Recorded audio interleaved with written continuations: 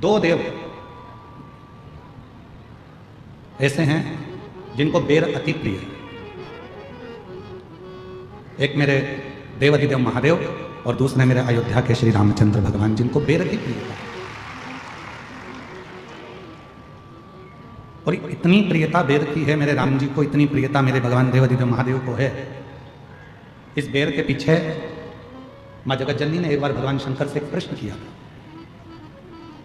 और आप लोगों को भी उस प्रश्न का उत्तर स्मरण में होना चाहिए।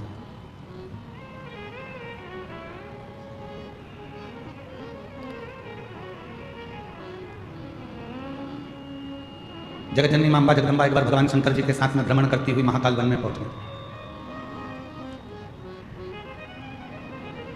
पार्वती मैया शिव जी के साथ में नंदी पर सवार होकर जब महाकाल वन में पहुंची और भ्रमण कर रही थी,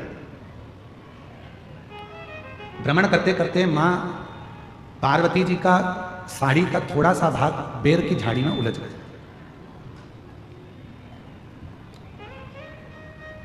और बेर की झाड़ी में मां पार्वती जी का जब साड़ी का भाग उलझा, पार्वती मैया उसको सुलझाने लगी और देवाधिदेव महादेव थोड़ा सा आगे निकल।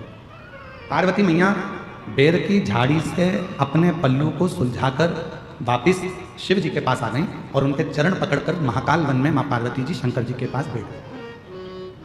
बाबा, ये बेर की झाड़ी इतनी उलझी हुई है, ये बेर की झाड़ी इतनी उलझन उत्पन्न करती है, इतनी उलझी हुई है, इतने कांटे लगे हुए हैं, इतनी उलझन बनी हुई है, और फिर भी आपको बेर इतना प्रिय क्यों है? आपको ये बेर इतनी प्रीता क्यों है? आपको इस बेर की इतनी प्रीता क्यों?